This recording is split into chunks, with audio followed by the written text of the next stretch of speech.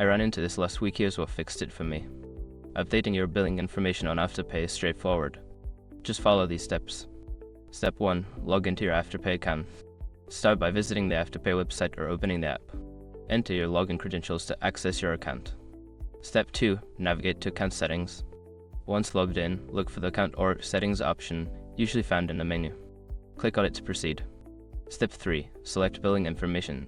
In the account settings, find the section labeled Billing Information or Payment Methods. Click on it to view your current details. Step 4. Update your details. Here you can edit your billing address or payment method.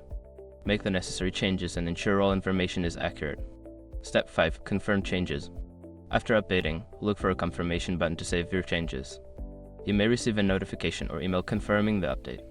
If you forget to hit the Save Changes button, your updates won't be applied, so double check before leaving the page.